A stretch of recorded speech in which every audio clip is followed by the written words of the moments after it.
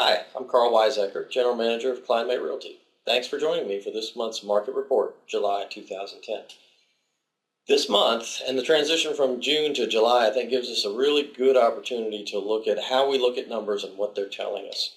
The first two charts in our report this month show, for our local area, for our local realtor association, total transactions and total volume on a monthly basis over the past few years. This is really useful to see seasonal patterns and to see how sales progresses through the years, through the months year over year, and the seasonal patterns that emerge. But if you just look at short periods of time, for example, from June 2010 to July 2010, you'd see an enormous drop in sales and think the market's really bottoming out, which isn't the case. In June, we had extraordinarily high sales because of the home buyer tax credit deadline, and in July, we saw the effect of that where we had lower than normal sales, even for the kind of market we're in. If you look at the chart that shows change in residential units sold, though, you can see what's really happening in the market so far this year. This shows us the change in total sales year over year at the end of July. So what this is showing us is that for the first 7 months of 2010, we've sold 30 units more than the first 7 months of 2009. That in this chart shows us a clear reversal of a trend that's been going on for the past 3 years, where each year was progressively worse.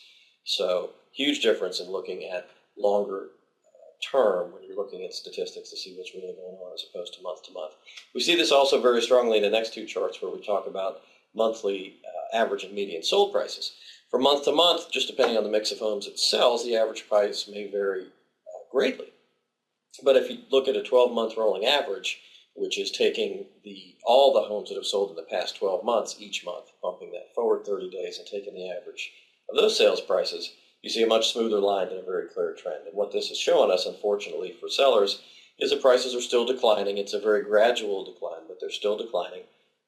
At this point, about 11.5%, a little more than 11.5% over the past 3 years. The rest of our report stays fairly consistent with June. Inventory and days on market levels are both very close to where they were at the end of June, both, unfortunately, again, for sellers at record high levels or historically high levels. If you'd like to see our full report and our commentary, you can check it out each month at our blog, www.klinemay.com/blog. Thanks for joining us.